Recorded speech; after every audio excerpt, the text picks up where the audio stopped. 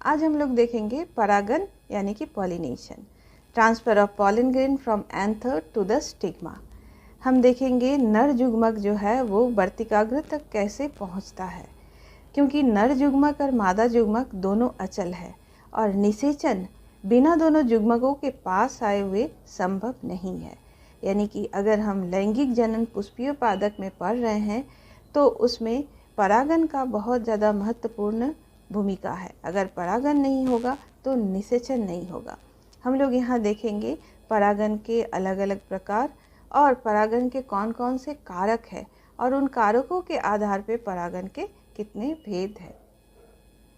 देख रहे हैं लैंगिक जनन पुष्पीय पादक में निषेचन के लिए मादा युग्मक और नर युग्मक को पास आना जरूरी है। तो इस तरह से जो स्थानांतरण हो रहा है, निषेचन के पूर्व जो स्थानांतरण हो रहा है नर युग्मक का यानी कि परागकण का वर्तिकाग्र तक, इस प्रोसेस को, इस घटना को हम लोग नाम देते हैं पॉलिनेशन यानी कि परागन। तो परागन में क्या हो रहा है, परागकण जो है वो वर्तिकाग्र तक पहुंच रहा है। तो पादपों में युग्मक स्थानांतरण ये प्रक्रिया परागन द्वारा होती है। परागकोश के स्फुटन के पश्चात परागकणों का स्त्री केशर के वर्तिकाग्र तक जाना को ही हम परागन कहते हैं। परागकण के स्रोत के आधार पर depending on the source of pollen, परागन जो है वो निम्न प्रकार का होता है, यानी कि स्वपरागन और परपरागन। स्वपरागन को हम लोग नाम दे रहे हैं सेल्फ पॉलिनेशन और परपरागन को हम नाम दे रहे हैं जीनोगैमी।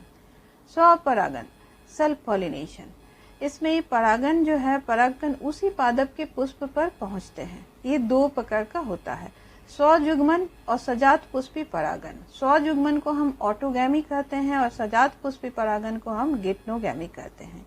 स्वयुग्मन में हो रहा है जब पुष्प का परागकण उसी पुष्प के वर्तिकाग्र तक पहुंचते हैं तो उसे स्वयुग्मन कहते हैं, और सजात पुष्पी में पुष्प के परागकण उसी पौधे के किसी और पुष्प के वर्तिकाग्र तक पहुंचते हैं तो उसे हम सजात पुष्पी परागन कहते हैं।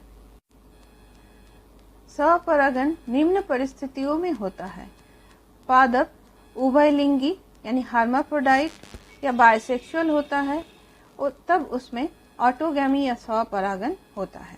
पादप में पुष्प में समकाल परिपक्वता यानी कि होमोगैमी पाई जानी चाहिए, यानी पुंग केसर और स्त्री केसर एक साथ परिपक्व होना चाहिए।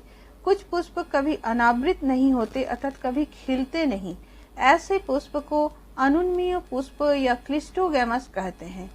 अनुन्मीय पुष्प में स्वपरागन होता है, इसके अलावा उसमें कोई चारा नहीं।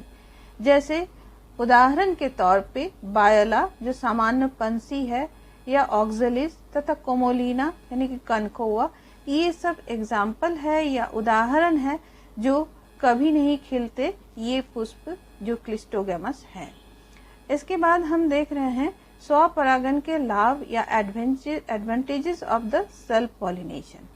ये सरल होता है, परागकण व्यर्थ नहीं होते अतः इनकी कम संख्या में आवश्यकता होती है।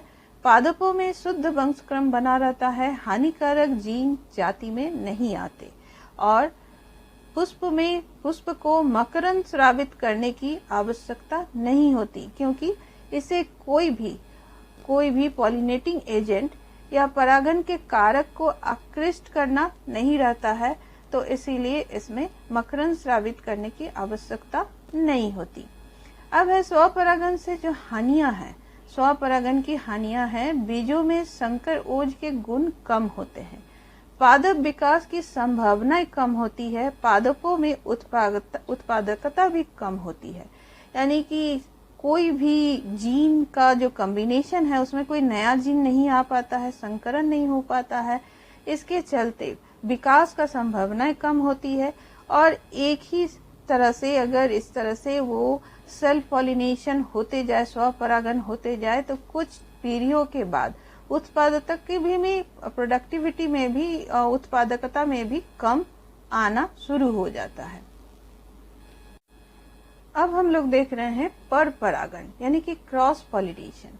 जब परागकण परागकोश से दूसरे पादप के पुष्प के वर्तिकाग्र या स्टिग्मा पर पहुंचते हैं तो उसे परपरागन या जीनोगैमी भी कहते हैं। परपरागन के लिए निम्न परिस्थितियां होती है। पुष्प एक लिंगी होगी यानी कि यूनिसेक्सुअल होगी, या जब पुष्प में विषम काल परिपक्वता डाइकोगैमी पाई जाती है, यानी कि जो इसका मेल रिप्रोडक्टिव पार्ट है और फीमेल रिप्रोडक्टिव पार्ट है, ये दोनों जो है उसका मैच्योरिटी सेम टाइम में नहीं हो रहा है, अलग अलग समय में परिपक्व हो रहे हैं। इसको हम लोग विषम काल परिपक्वता कह रहे हैं। पुष्प में स्वबद्धता या सेल्फ स्टेरिलिटी पाई जाती है, अर्थात उसी पुष्प के परागकण वर्तिकाग्र पर अंकुरित नहीं होते। कुछ केमिकल बैरियर है, रासायनिक का अवरोध है, जिसके चलते अगर उसी पुष्प का परागकण उसके ही वर्तिकाग्र तक पहुंचते हैं तो परागकण जो है वो अंकुरित नहीं हो पाते हैं और इसके चलते निषेचन नहीं हो पाती हैं। इसको हम लोग स्वबद्धता सेल्फ स्टेरिलिटी भी कह रहे हैं। उसके बाद हम देख रहे हैं स्त्री केसर पुंकेसर की अपेक्षा अधिक लंबी होती है, जिसे विषम वर्तिकात कहते हैं। हेटेरोस्टाइली यानी स्त्री केसर काफी ऊपर है, पुंकेसर नीचे रह गए, इसलिए परागकण जो है अपने वर्तिकाग्र तक कभी नहीं पहुंच पाते, तो इसको हमेशा क्रॉस पॉलिनेशन या परपरागन के ऊपर ही डिपेंड करना पड़ता है।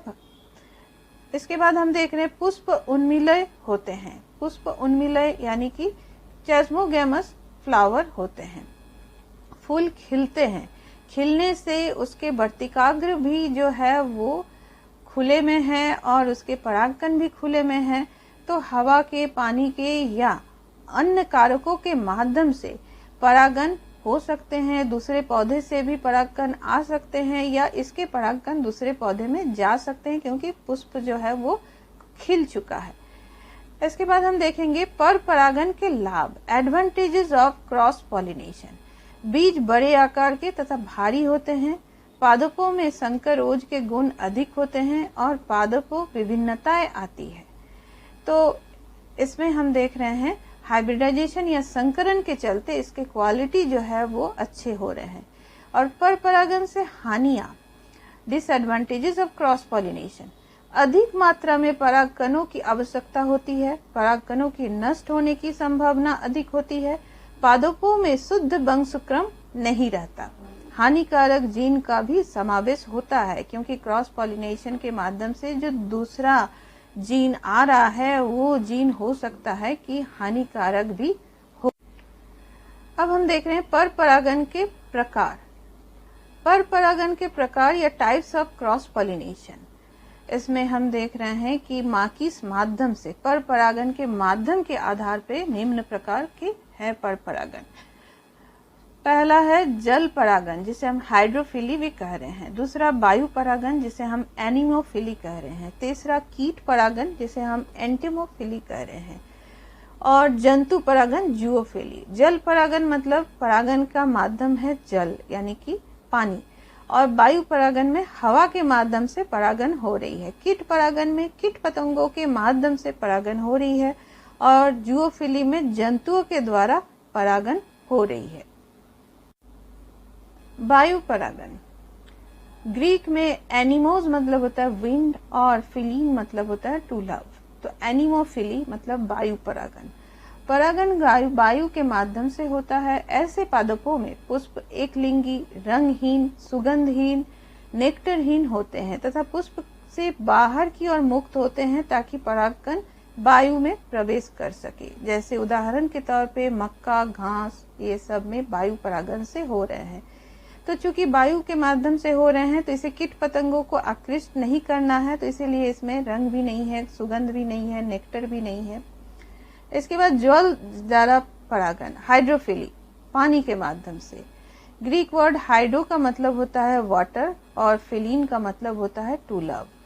परागन जल के माध्यम से होता है। इसमें पुष्प छोटे आकार के, नेक्टर विहीन, सुगंध रहित, वर्तिकाग्र चिपचिपे ओ मोमी परत युक्त, परागकण हल्के ओ मोमी परत युक्त होते हैं। जल परागन दो प्रकार के होते हैं।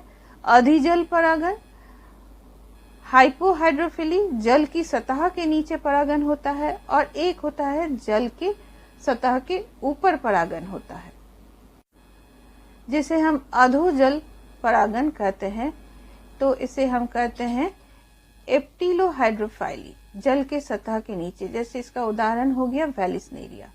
वेलिस्नेरिया में जल परागन हाइड्रोफिली इन वेलिस्नेरिया। वेलिस्नेरिया स्वच्छ जलीय एक लिंगी पादप है। इसमें नर पुष्प बंद अवस्था में अवमुक्त होकर पानी के सतह में उपस्थित रहता है। तो इसमें जल धारा के साथ निष्क्रिय रूप से बहते हुए मादा पुष्प तक पहुंचते हैं, जो लंबे डंठल पर लगे रहते हैं। नर पुष्प मादा पुष्प के पास पहुंचकर परागन मुक्त करता है, तत्पश्चात निषेचन होता है। अब हम लोग देख रहे हैं कीट परागन यानी कि एंटोमोफाइली। ग्रीक में एंटोमोन मतलब होता है इंसेक्ट और फिलिंग टू लव। तो इसमें कीट परागन में परागन जो है वो कीट पतंगों के माध्यम से हो रहे हैं। ऐसे में पुष्प जो है वो रंगीन होते हैं, सुगंधित होते हैं, नेक्टर युक्त होते हैं, ताकि कीटों को आकर्षित कर सके। पुंकेसर पुष्प के अंदर की तरफ है। परागकण चिपचिपे व गोल तथा वर्तिकाग्र चिपचिपा होता है। इसका उदाहरण है रोज, सनफ्लावर, चाइना रोज। यानी कि इसे कीट पतंगों को आकृष्ट करना रहता है। तो पॉलिनेशन करने के बाद ये कीट पतंगों को उपहार स्वरूप वो नेक्टर देता है, और आकृष्ट करने के लिए फूल जो है, पुष्प जो है वो रंगीन होता है, सुगंधित होता है। इसमें हम देख रहे हैं सल्विया। सल्विया में कीट परागन। सल्विया में लीवर क्रियाविधि, लीवर मैकेनिज्म से कीट परागन होता है। इसका पुष्प द्विओष्टीय होता है। इसमें पुंकेसर 2 पालियों में विभक्त होता है। ऊपरी पाली जननक्षम फटाइल तथा निचली पाली बंद होती है। जब कीट नेक्टर के लिए पुष्प के अंदर प्रवेश करता है तो बंद पाली पर दबाव पड़ता है, जिससे जननक्षम पाली से परागन कीट के पीठ पर झड़ जाते हैं। जब ये कीट किसी मादा पुष्प पर जाता है तो उसकी ऊपरी ओष्ठ पर से वर्तिकाग्र कीट के पीठ को छूती है, जिससे परागकण वर्तिकाग्र पर चिपक जाते हैं। इस प्रकार साल्विया में परागन होता है। अधिकतर पुष्पीय पादप परागन के लिए प्राणियों को परागन में कर्मक या कारक के रूप में उपयोग करते हैं। मधुमक्खियां, भौरे, तितलियां, बर, चींटियां, सलभ या कीट या पक्षी तथा चमगादड़ आदि सामान्य परागनीय अभिकर्मक है। प्राणियों में कीट पतंग, विशेष रूप से मधुमक्खी प्रधान जीवीय परागन कर्मक है। यहाँ तक बड़े नर वानरगण के प्राणी, लेमर या लेम्यूर, वृक्षवासी, शाखाचारी, कृंतक और यहाँ तक कि सरीसृप वर्ग, गीको छिपकली तथा उपवन छिपकली भी कुछ प्रजाति के पादपों में परागन के लिए सक्रिय पाए गए हैं। प्राय प्राणी परागित पादपों के पुष्प एक विशिष्ट प्रजाति के प्राणी के लिए विशेष रूप से अनुकूलित होते हैं। अधिकतर कीट परागित पुष्प बड़े रंगीन, पूर्ण सुगंध युक्त तथा मकरंद से भरपूर होते हैं। जब पुष्प छोटे होते हैं तब अनेक पुष्प एक पुष्प वृंत में समूहबद्ध होकर अधिक उभर आते हैं। प्राणी रंगों अथवा सुगंध के कारण पुष्प की ओर आकर्षित होते हैं। मक्खियों एवं बिटलों से परागनित होने वाले पुष्प मलिन गंध स्रावित करते हैं, जिससे ये प्राणी आकर्षित होते हैं। प्राणियों से भेंट जारी रखने के लिए पुष्प को कुछ लाभ या पारितोषिक उपलब्ध कराना होता है। मकरंद और परागन फूलों द्वारा प्रदत्त आम पारितोषिक है। इस पारितोषिकों को पाने के लिए प्राणी आगंतुकों को परागकश तथा वर्तिकाग्र के संपर्क में आना पड़ता है। यानी परागन के बाद उसे पारितोषिक के तौर पे ये मिलता है, यानी मकरंद या परागकण फूलों द्वारा ये दिया गया पारितोषिक है। तो इस तरह से हम देख रहे हैं कुछ पुष्प प्रजातियां जो है ये पुरस्कार अंडा देने का सुरक्षित जगह के रूप में भी होता है। एमोर्फिलस का लंबोत्तर पुष्प, ये पुष्प स्वतः लगभग 6 फुट ऊंचा होता है। ठीक ऐसा ही एक सह संबंध सलभ की एक प्रजाति और यूका पादप के बीच होता है, जहां दोनों ही प्रजाति सलभ एवं पादप बिना एक दूसरे के बिना अपना जीवन चक्र नहीं पूरा कर सकते हैं। इसमें सलभ अपने अंडे पुष्प के अंडाशय के कोष्ठक में देती है, जबकि इसके बदले वो सलभ द्वारा परागनित होता है। सलभ का लार्वा अंडे से बाहर तब आता है जब बीज विकसित होना प्रारंभ करता है। तो इस तरह से हम देख रहे हैं कि शलभ और युका पादप के बीच में एक इस तरह का हम म्यूचुअल बेनिफिट का सह संबंध हम देख पा रहे हैं। तो इसमें शलभ अपने अंडे पुष्प के अंडाशय के कोष्ठक में देती है और इसके बदले शलभ जो है उसके पुष्प को परागणित करने में सहायता। वही प्रजनन युक्तियां। अधिकतर पुष्पीय पादप उभयलिंगी पुष्प एवं परागकणों को उत्पन्न करते हैं जो बहुत हद तक उस पुष्प के वर्तिकाग्र के संपर्क में आते हैं। निरंतर स्वपरागन के फलस्वरूप प्रजनन में अंत प्रजनन अवगमन अवनमन होता है।